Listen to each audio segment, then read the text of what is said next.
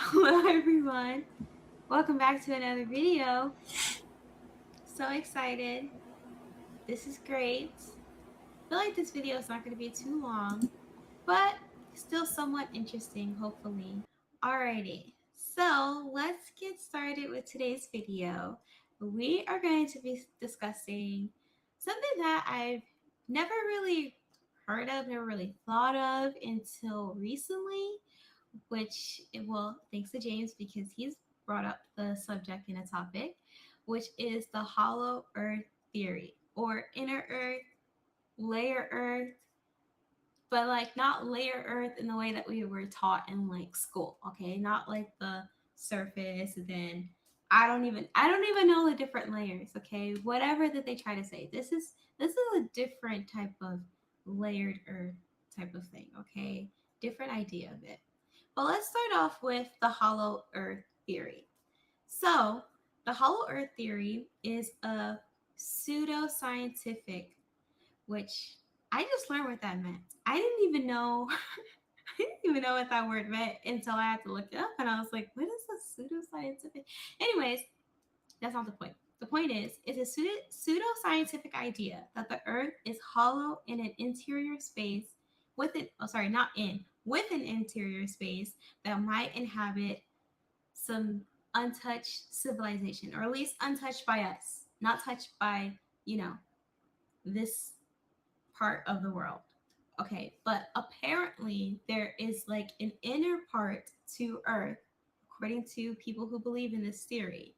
There's an inner part of Earth where there's like lots of lush greenery, lots of different type of animals that we may not have here. Um, just like a lot of different things. So yeah, so let's show the article that kind of like discusses basically what who discovered this. Well, who they say discovered it. I think these claims were later debunked at some point by, some other scientists. But basically, an article says like, how they discovered it, who discovered it, and kind of like what's a little bit of what's there. I think so. If we want to show link one, okay, so that picture is kind of like an idea of like if you can like imagine kind of like a hole in like the top and bottom of the earth, and everything kind of like goes inwards like this. So yeah, so just like imagine like a sphere, I guess. That's like okay. Imagine like a softball. Imagine a softball, and like you drill a hole in it, but like kind of like a wide hole. That's basically the idea of what people who believe in like this hollow earth theory, that's kind of what they think it is, pretty much. So I think yeah. that's partially. I think some people think there's different. I think different versions or different ideas of it. I think that's probably the most common one, but there's quite a few from what I've seen. Yeah, if you want to look at the highlighted part, so the crux of the hollow earth theory is that the earth is a shell with walls about 800 miles thick. In the polar regions, there are holes 1,400 miles across with edges that curve smoothly from the outside of the shell around into the inside. So basically, literally what I just described, okay? But this is kind of like a better idea of like what I just said. So a sea or surface traveler could proceed over an edge of the hole like an ant crawling over the lip of a coffee mug from the outside into the inside. Okay, so does that make sense? Okay, so just like imagine like you're on the boat on like the ocean and then like it just kind of like dips like that. But it's not like you're falling though. You don't like fall like forward or anything like that. It's literally as if you just like flipped upside down, pretty much. That's the best way I can like kind of describe it to you. No one falls. So that kind of reminds me of that old. It's like an old tale about how you could sail off the edge of the earth. Oh I yeah. wonder if I Hmm. wonder if that's related to this in any way. Yeah, I was literally just thinking of that too. Yes, yeah. I wonder if they got that idea of like that phrase or whatever from this, like, because they actually were able to do it. I don't know. I don't know. So this is Edmund Haley, And basically, him and like a couple other people went on the boat to like discover the northern part of the earth, pretty much. But I think the story was like later like debunked or something. I think later on, if I'm not mistaken, I think later on they said that he either made the entire story up or he really did go on a boat, but he never actually made it to where this earth hollows out or whatever. Like he never actually got there. Like that whole part was just made up. So I don't know. Take this, this story how you want, but that's just what I've heard. I don't know how entirely true either of those claims are. I don't even know how entirely true this story is, but take it how you want, okay? Oh, yes, yes. In 1681, in a series of papers that Haley read to his colleagues in the Royal Society. Also, speaking of the Royal Society, I did a little, not like a deep dive, but a little minor deep dive on what the Royal Society is about. Definitely a little strange. They're definitely owned by the Brazilians, if you're picking up what I'm putting down. So, yeah. So that whole thing is definitely interesting as well. It's giving me the same vibe as like the other secret societies that we talked about in other videos. Not the Boule, the other one, Skull and Bones. There we go. It's giving me that same type of vibe, but except this is more of like a secret, not necessarily. Well, I guess you can kind of say it's a secret because who really knows about the Royal Society? I don't think anyone really knows what that is or who those people are. But they're basically just like a group of smart people, just like imagine it like that. Just a group of really smart people, which is kind of like what the Boule was, pretty much. Because the Boule, oh, the only people that could be part of the group were people who had PhDs or Yeah, lived there. doctors, lawyers, Yeah, yeah, typically really, typically wealthier class, higher education. exactly. Yeah, yeah, higher education, higher class. So yeah, which is pretty much what the Royal Society is, literally. So I don't know. And like I said, they also owned by Brazilians, just like the Boule, just like Skull and Bones. So just putting that out there in case you guys want to look into that a little bit. But anyways, so he proposed a rat. Oh, I'm continuing what I'm reading. Sorry. And let me start over from the beginning so we won't lose track. In 1681, in a series of papers that Haley read to his colleagues in the Royal Society, he proposed a radical idea. The Earth, Haley suggested, was hollow, consisting of an outer shell around an inner sphere. This inner sphere had its own magnetic poles and gaps between it, and the outer shell free left it free to move. Left it free to move. Jeez, golly, can I read? Oh my gosh. Okay. Anyways, this movement of this inner sphere caused a variation in the magnetic fields and poles. Haley would later explain. Oh wait, not explain. Expand his theories to include a total of three what concentric? Yep. Is that what this is? Okay. Look at me being so smart. Concentric spheres, one inside another. He would also suggest that these inner spheres might also harbor life of some kind. So, yeah, so literally what I was saying, where people were thinking that this this inner part of the world has some type of like life to it. Um yeah, and it has its own like its own apparently this inner world has its own sun and it has its own like gravity, I guess you could say in a way. Like how we have gravity that keeps us to the ground, they have their own that keeps them to the ground. I don't know. It's different, like I said, because when you go in, you basically like flip. Okay. So it's weird. It's weird.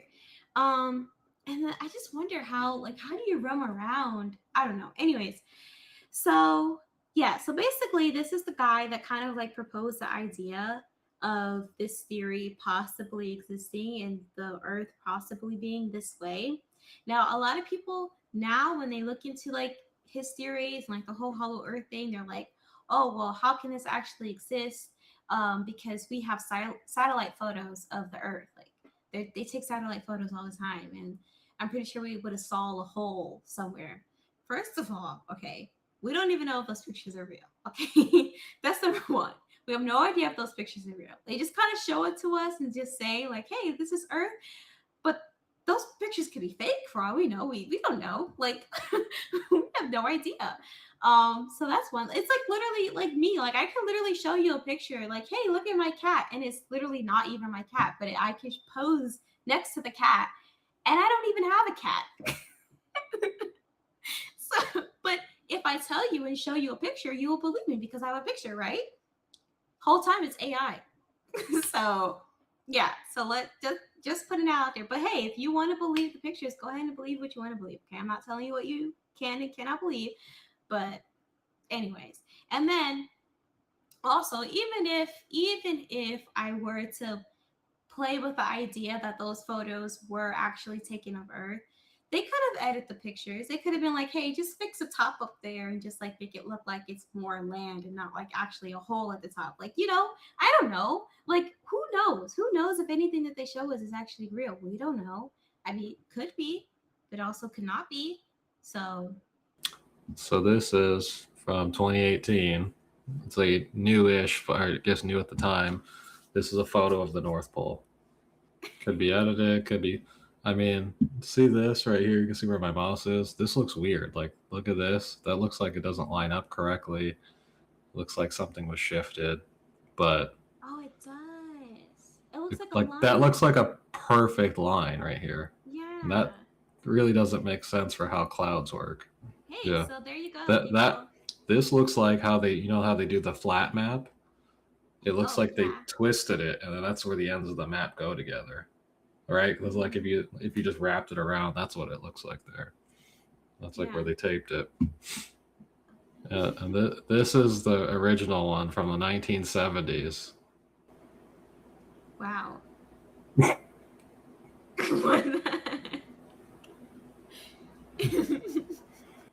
Yeah, that's the North Pole in the 70s.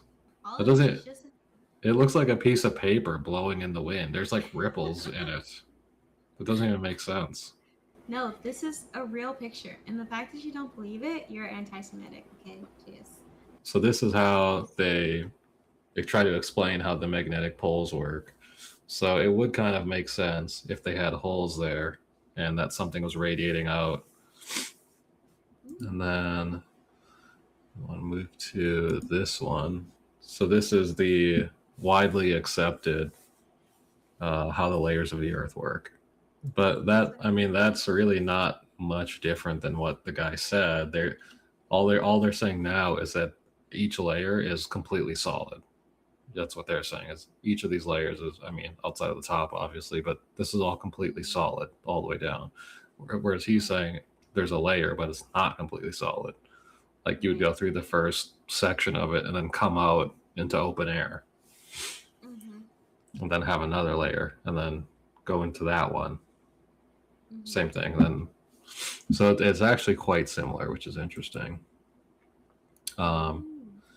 And then this one kind of fits his three concentric circles, honestly. Yeah, it's like they kind of like took his idea and then just like I don't know, like made it. Yeah, they just modified it. Yeah, modified it. There we go. Just like modified his idea a little bit. So I was looking into this a bit. So I basically the deepest they've ever dug into the Earth is about 7.5 miles. And that was done I think it started in the 70s and they ended it in the 80s. Basically, they kept drilling down. The drills kept failing. They had to basically go back, re-engineer the drills because I guess whatever they were running into was just so dense and so hard it was destroying the drill bits.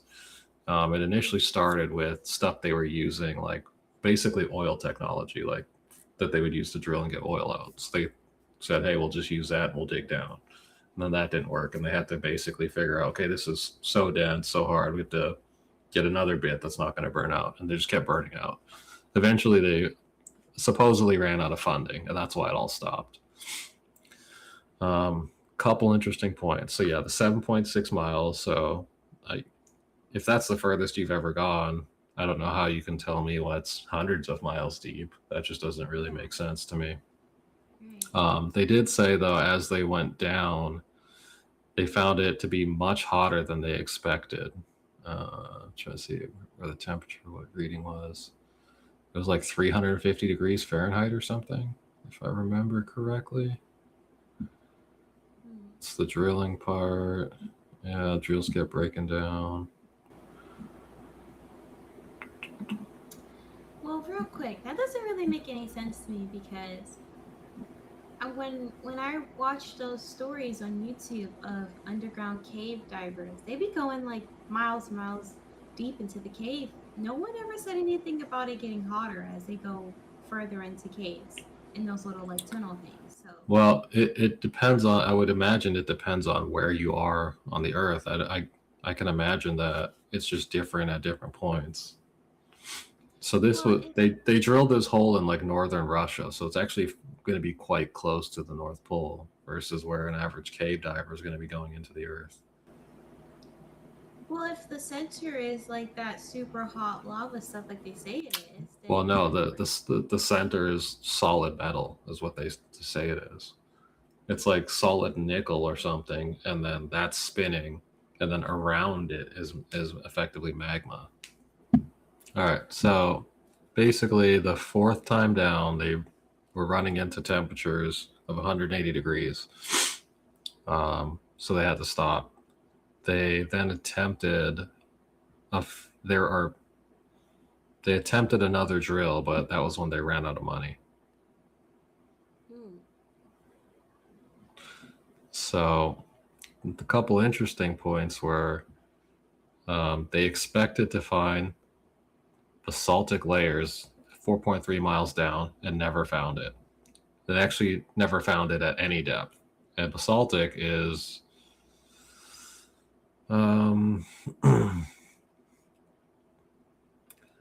I guess it comes from like when lava cools really fast. So they were basically expecting that to be in the core. They never found any of that. And what they actually found was like dense granite. Like think of granite countertops where it's like very hard. You can't really destroy it. That's why it's so expensive. And that's why a lot of people want it because it's nice. It has that fine grain in it. It's very Yeah. aesthetic, but it's also very durable and tough. And you kind of just do whatever you want to it. It's never really going to break or anything. Oh, Say so that they that's why cut it they're with like special saws. ah. So that's why their drills kept breaking because they kept hitting the granite. Is what you're saying? Pretty much, yeah. Mm. Interesting.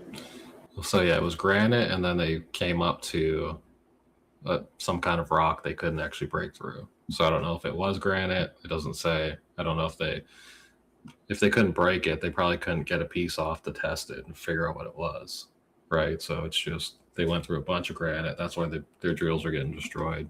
They found, it says, microscopic plankton fossils 3.7 miles below the surface. So yeah, pretty interesting. Then it goes into some weird stuff about funding and the company being split up and sold off. Up here is a picture of the structure they used. And then it's showing you, so this is in Russia. So it's like the very northern part of Russia. So it's like pretty far up there. Wait, so is this what they what's it called? Is this what they use to say that the earth is not hollow or whatever? I know you said something where they did something like this to prove that the earth is not hollow. No, that was actually a different study from, I want to say, the late 1800s. I don't have that one on me. It kind of didn't really make sense. I was trying to make sense of it. There was like a lot of advanced math and some tools I had never heard of, but effectively they just went to a mountain in the 1800s and deemed that the earth wasn't hollow because the mountain was dense. It's obviously a lot more complicated than that, but that's kind of what it amounted to. Right, right. That's Wow. based on nothing because, like I said, when they actually went to drill, it turned out to not be what they thought at all, and then they were forced to stop. Yeah. So how? Yeah. So how do they know what the layers are if they never even went that far? What the heck? So they literally just made that up. So that's weird. Yeah. I mean, they have an idea, but it's never been proven. But that's most of what science is. Oh, right. It's just ideas. Can't really, Oh, everything's it's really theoretical. and it's so I found it. So this is what. And it's funny that you mentioned the uh, Royal Society because they're the ones that funded this experiment. Well, hey. Uh, 18th century, so it's the late 1700s. Uh, Conducted on the Scottish mountain of, I don't know how to say that, somewhere in Yep. Perthshire. Yeah. So they basically used a tool and they were measuring like how much this tool is moving. They kept saying like deflection of vertical. I was going down all these rabbit holes trying to figure out like what this actually means. I don't know. I'm not a, I guess, scientist or advanced mathematician, so maybe I'm just struggling with that. Um, so it was measuring like some sort of angle of deflection off of this, and they were basing it off of how it worked near the mountain versus other places on Earth. And because it skewed a certain way, they just kind of said, "Yep, that means it's this. It's a dense object. There's no gaps in there." So there was. Yeah, this is kind of what they used. This picture here, and how that's kind of how they're trying to explain it. I mean, I'm not gonna pretend I know enough to be able to explain it because I don't. I was still struggling to grasp what exactly they were doing. There was another picture I thought they had on here, but basically they were saying that as you go further down into the earth, the gravity actually changes, which I thought was interesting. And then they touch on a couple others because this wasn't actually the first time the experiment was done. They had done a couple different ones trying to prove this. So it's just that this one is funded by the Royal Society, and this one is the one that's used as gospel, which I find interesting. Wow. Yeah, so this is it. They basically so they published these results in 1775 in Philosophical Transactions of the Royal Society, using preliminary data on the mountain's shape and hence the position of its center of gravity. This led to a deflection of 20.9. If the mean densities of the mountain and the earth were equal, since the deflection was half of this, he was able to make a preliminary announcement that the mean density of the earth was approximately double of the mountain. So they're basically saying the earth is more dense than the mountain. And so because of that, and because they know the mountain is solid, which again, I don't know how they knew that at the time because I doubt they dug into it. And mountains are kind of, I don't think they're all completely solid. I'm sure there's plenty of caverns and holes in them. So he says the mean density of the earth should so greatly exceed that of the surface rocks. It meant that there must be more dense material lying deeper, which I mean they did run into, but that was only 7 miles deep. So, we don't really know. He estimated that the core was likely metallic, and that's where I think they get the idea that it's a spinning ball of nickel. But again, I don't know. He estimates this metallic portion to be 65% of the diameter of the Earth. So again, it's all just guesses. Right. It's just like, hey, we did this, so because of that, this must be this must be that, and then that's how they kind of drew the picture out. So even that, they have no idea what the other layers of it would even be. So yeah, maybe there is a spinning ball of nickel at the center, and then there's a whole other ecosystem down there. And then this goes into a follow-up experiments and tests, and I guess how they attempted to refine it. So 25 years later, 100 years later, then another one in 2005. But the problem with that is you're kind of building off of previous math, and none of that was ever proven to be true. So if you start with a bad equation, all of your results from that point out are going to then be bad. Right. Yeah. Probably need to start from like a clean slate. Right. But Yeah. I'm not even a firm believer in the idea of gravity, how it's been, I guess, given to us. I don't know that to be true. I understand what they're saying and what they're trying to give us, but I don't know if that's how it works.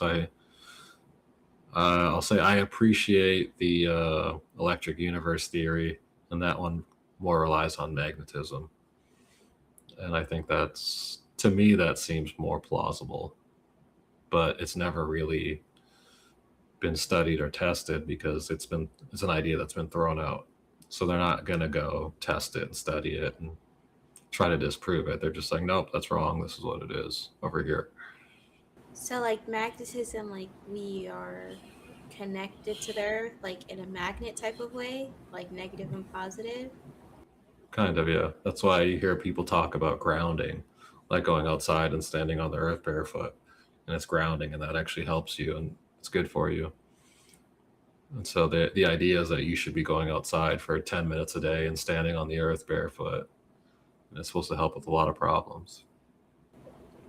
Where is the magnet pulling? Like where is that one? Like the one that we're connecting to?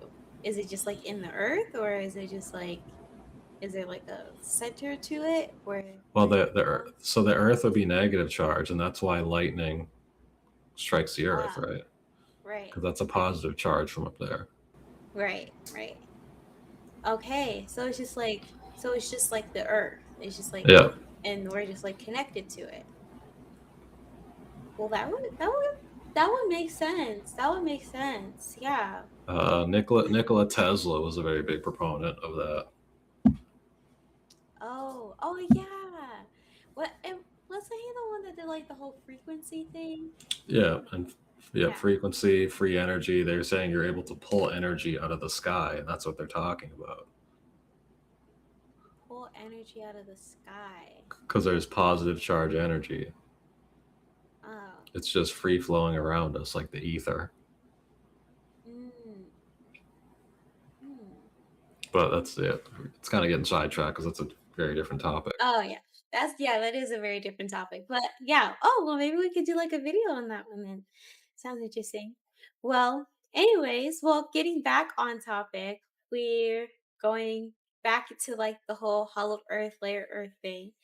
So, Admiral Byrd is what he's known as. Richard E. Byrd is his actual name. Might have heard of him, might have not heard of him.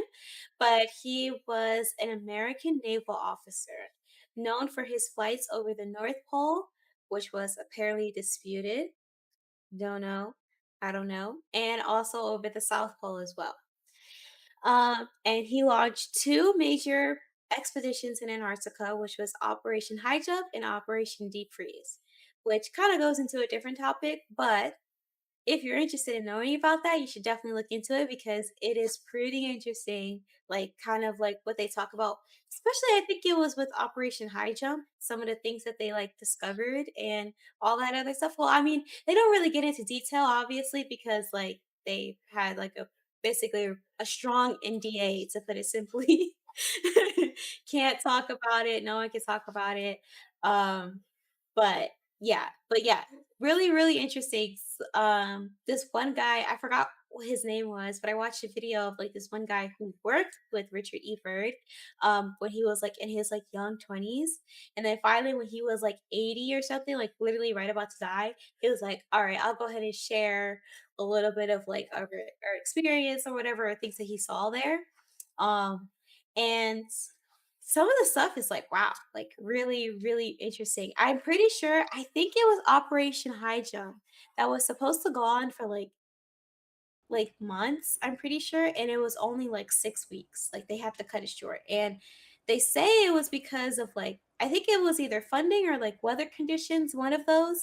But the guy was basically saying that actually it was because they started to see that they were finding stuff they probably really shouldn't find and probably really shouldn't see. So, anyways, that's like a whole other thing, but really interesting when I was like kind of like diving into that a little bit.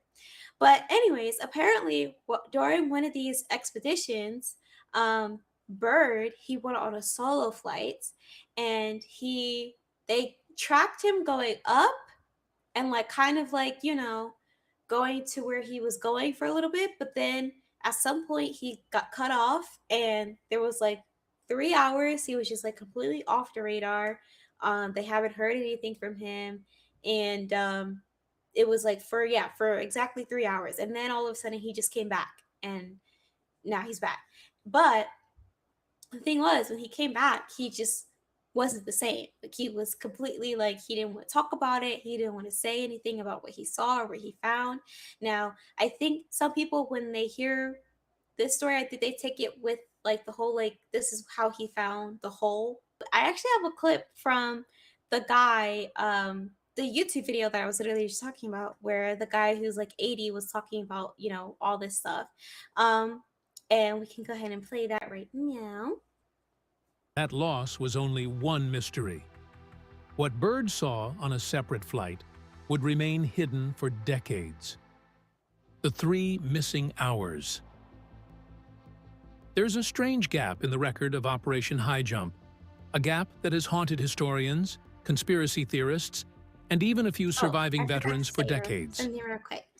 This clip might be a little bit long. I don't know if we want to like play it in regular speed, or if you want to speed it up. I think it's like 16 to 20. So like 4 minutes, but we'll still kind of speed it up a little bit so you're not just sitting through a long clip. Okay, anyways. It wasn't a missing day, or even half a day. It was exactly 3 hours. 3 hours in which the most decorated polar explorer in history, Admiral Richard E. Byrd, vanished from radio contact during a routine flight. The official explanation was, well, there wasn't much of one. The logs for that day list his takeoff and his return, but the middle is an empty stretch of silence. If the magnetic poles, like if the energy is that strong up there, that could completely mess with communications too. It's not like,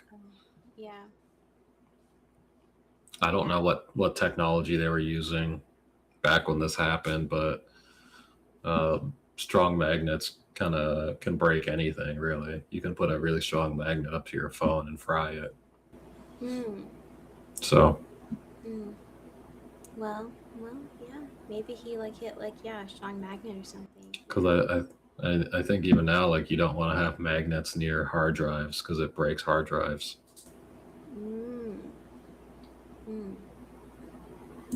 For 3 hours, there was no word from Byrd, no location updates, no telemetry.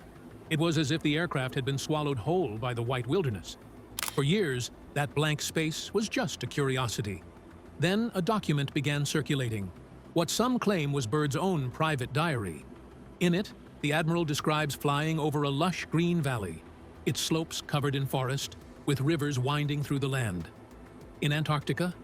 In the middle of summer? Yes, but still a place where no trees should exist, no running water, no signs of warmth. It's an entry from his diary. All his instruments screeched. Compass needles twirled. Gyroscopes just went dead. The sun was no longer visible. And then he happened on movement underneath. Enormous creatures of shaggy fur and deeply curving tusks, as if from the Ice Age. Mammoths. His altitude was dropped to 1,000 feet in order to see better. But what followed was more unusual. Before him lay a city, an impossible city, glowing with what appeared to be crystalline structures and rainbow light. Then there were the aerial... That sounds like, what is it called? Superman's The Fortress of Solitude. The crystals, because that's in the Arctic. Yeah, I think you mentioned that before. Yeah. Vehicles. The sleek disc-shaped crafts gliding at unearthly speeds alongside him, instead of 1940 propeller-driven planes. They carried strange markings. Some said they were swastikas. Others said they were unknown symbols. Either way, They maneuvered with a precision no plane of his time could match. According to the diary, not his own voice came over the radio, and not from the carrier ship. So the swastikas, there's the theory that, you know, Hitler was riding around on a T-Rex, and they even made that movie about it. Oh my gosh. Or the other theory is because the Nazis took the swastika from, was it India? That was all over like all the ancient Indian ruins and stuff like that. Hmm.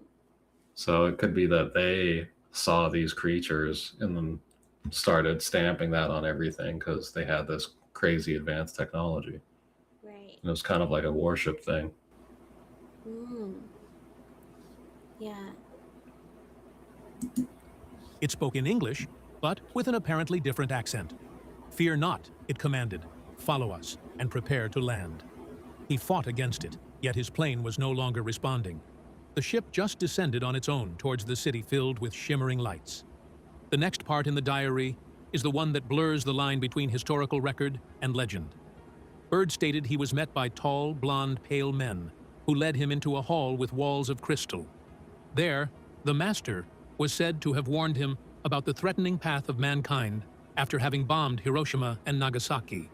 The warning was to stop or be destroyed when it became too late. They have scrapped the diary as a made-up one. There's no strong evidence that it was written in Byrd's hand, and it does veer toward being theatrical in its style. But shreds of what was said in the account. All right. Okay, so a lot of different things to kind of pull from this clip. So one of the things I found interesting was when he talked about like the whole compass thing, his compass going out of whack and all that other stuff.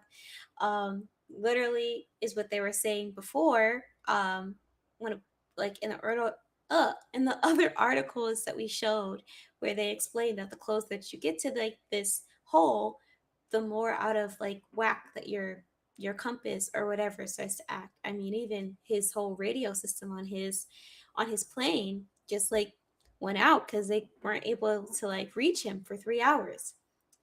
And then also, if when he was talking, well, apparently when he described the lush green land and all that other stuff, I mean, this is literally what they were saying that was in Hollow Earth, I guess, was like this amazing, beautiful land with like amazing like buildings and like just amazing civilization, basically. Okay. This is what he saw. No, no, okay. It's just not, anyways. And then when he was going into this land, apparently, when he landed here, this whole part kind of reminds me, and I feel like I'm giving him too much airtime, but it's really reminding me of Chris Bledsoe. It really is, especially the whole disappearing for 3 hours thing. I mean, Chris also disappeared for 3 hours too when he, went fishing with his son and his other friend, coworkers, and then he went off for his walk. And then all of a sudden, he was just gone for 3 hours. They were trying to look for him everywhere, call his name, no response. And all of a sudden, he just reappears. Three hours later, he just reappears. And it's like, what happened? Like, what? What's going on? And then all of a sudden, he has like orbs and aliens following him. I don't know. But anyway, so that was giving me that same vibe. And then also, like I said, when he landed there and they were talking to him, saying, like, hey, like, you guys are going down the wrong path with all these bombings and stuff going on. That's literally what Chris Bledsoe was saying with his whole orb situation. Talking about you guys can't go down the nuking path because you guys are just gonna destroy your timelines or whatever. Basically, we're gonna go down the wrong timeline, gonna go down the wrong path or whatever. Weird how literally he has the same type of story. Apparently, I don't know. Like I said, well, like they said in the video, apparently the story is debunked. Okay, they took his journal that he like wrote all of this stuff in, and his family ended up turning it to University of Ohio. I'm pretty sure it was after he died. They turned it into University of Ohio. They studied it or looked into it or whatever, and they basically said that they can't really prove that he wrote it, I guess. which is like kind of like weird because it's like who else would have taken his journal and wrote in his journal? I mean, maybe, maybe somebody. Maybe somebody took his stuff and just started writing make believe stories in his journal. I don't know. Okay. But that sounds a little bizarre, kind of a little silly. So yeah, so and then also they just like it just sounds like a story, like a fantasy story. It just sounds like something from a dream, like something that's not real. So they're just like, no, this is not real. Like he just completely made that story up. We can't prove that he wrote it. It's just like a bunch of other things. So no, this whole thing is just not real. Which kind of seems like something you would say to cover something up, very poorly, but like, yeah. So, anyways, so yeah, so basically, I mean, he might have saw this other land, this the Well, inside of the world. I don't but know. basically, they said he interacted with the tall lights. So I mean, it's kind of goes back to the alien Oh stuff. yeah. Yes, the whole like gray, not the grays. What is It's the what are the Nordics, other ones? Yes, there we the go. Nordics, Yes, the Nordics. which Yes, kind of lines up with the North Pole, South Pole coming from the ice. right. Then it ties into the Nazi stuff with the tall, blonde hair, blue eyes. It's all that's kind of Hmm. that. So Wait, what? Wait, Nazi stuff the with the top. the Wait, I can't. the whole thing with the Aryan race and how that was the Hitler was all focused on the Aryan race and how that was the perfect race, and it was like blonde hair, blue eyed. Oh, So it would be like taller, more athletic, yeah. and then that was the whole thing with the Olympics in the 40s. Oh, interesting. Well, that's interesting. Well, well, yeah. I mean, hey, maybe he did interact with these, and he also said that. Well, apparently, okay, because like I said, they said that his journal entries weren't real, but apparently he also saw um different flying objects that didn't fly like a plane. Nothing like the planes that he's used to seeing or that he It was even was flying. Way more flying advanced. saucers, basically.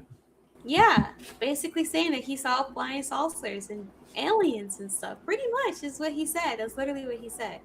Um, And then so that also ties into the other thing with the aliens coming down, shutting down nuclear sites, right, exactly. telling them not to destroy humanity. There's that one story of, I want to say it was Africa in the 90s. It was like a spaceship landed on the lawn of a school, and like there's these 20 kids and multiple teachers that saw it. They basically were communicating to them telepathically, basically telling them to stop, make sure you tell everyone to stop doing this. It's destroying the earth.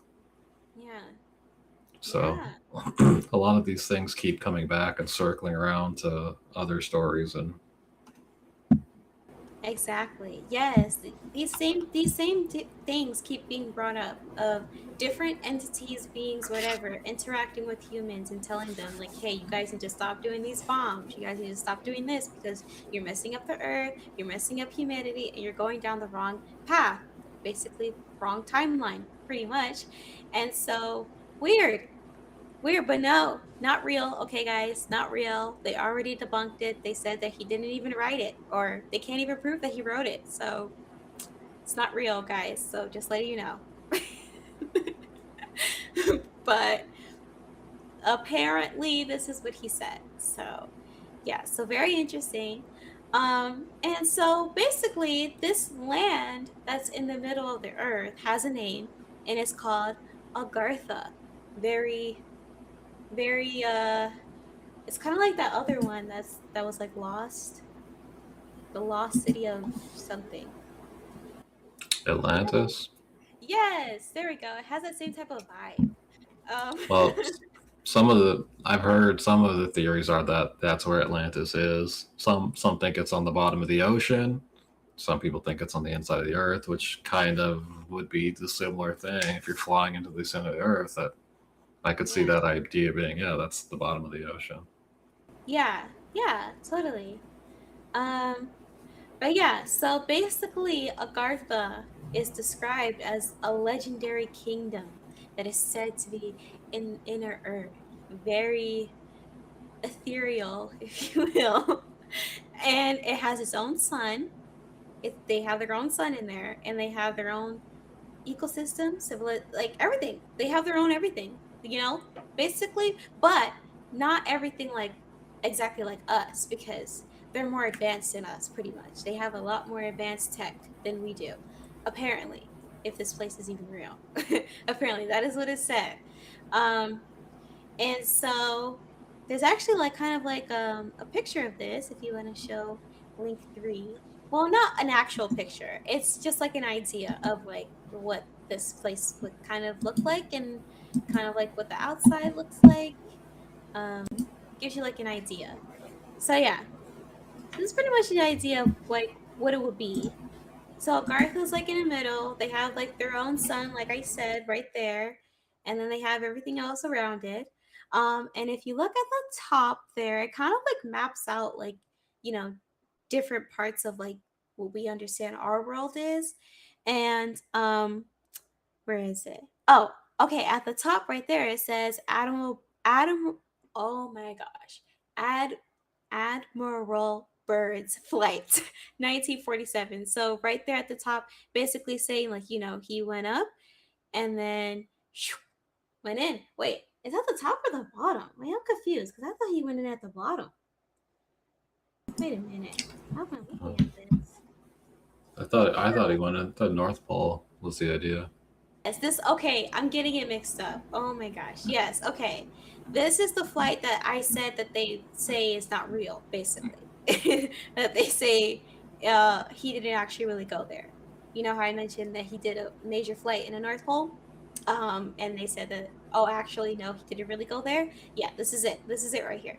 So, yeah, I don't know. Maybe he went, maybe he didn't go, but according to this, he did go. And this is kind of like the idea of how he got in. I also have this. This is a story from 2022. In China, they said a sinkhole opened up and it was 630 feet deep. A team of scientists, I guess, or uh, speleologists and spelunkers, they rappelled into the sinkhole and they found multiple entrances. They found trees that were 130 feet tall Whoa. and then found whole, ecosystem down there. So, and that's only 600 feet deep. Yeah. So imagine So if you they keep going and deeper. they had no idea that was there. It just opened up. Yeah. So we have really no idea what's going on beneath your feet. No, there's so many stories like that. I feel like where people go into caves and they see like a whole waterfall, or or a whole ecosystem, like how you Yeah, said, like a whole people have people have yeah, found, even in the U.S. they do digging on their property, end up finding like kind of a cave entrance. They follow it down. yeah, I've heard of stories where they find like 12-foot tall, 15-foot tall doors that are like barricaded, all sorts mm, of wild stuff, bones. yeah, That's where the idea of the giant bones, they find those. yeah. Right. Yeah. So many different. Yeah. You just don't know, you guys. You don't know what's what you're walking on top of. Seriously. Yeah, when I Um. was when I was in Peru, there was a spot we went to see, and they were excavating it, and it was like a couple 100 feet, and it was like a whole city. It was just completely covered over with like dirt, sand, and mud. And they were just like, "Yeah, we're working on it. It's going to be probably 20, 30 years before we can like fully excavate this out." There's the ones in like Turkey. I mean, they have these all over the world. Yeah. Yeah. Seriously. Yeah. It's everywhere. Yeah. Crazy. And this kind of like makes you think like, I mean, are we even the top layer? You know, we could be beneath someone's feet right now, and we don't even know. How do we know that we are on the top? Like, what makes us so special that we're on the top layer? Like, we could most definitely be layer number 3 out of like who knows how many. You know? Yeah, effectively. What if the Yeah. sky is the ocean to another layer up? Right. Yes. And basically, like we have, I guess you can kind of think of like a dome in a way that kind of like, I guess, protects us from whatever's at the top, from like, the layers like meshing together, you know, that protective layer keeps us like separated. But yeah, what if there's Because there's those old videos of people saying like launching rockets, and then people are saying, look, it's hitting the firmament, and you can kind of see ripples in it. It does look like it's almost like a balloon, but like a see-through balloon, and something hits it, and you kind of see the water ripple away. They're compelling. I mean, I have no idea if they're real or not, but those are very interesting videos, and it's a very interesting idea. Well, I think that this is a very interesting topic. I think this topic can definitely branch off into many different ideas and topics as well.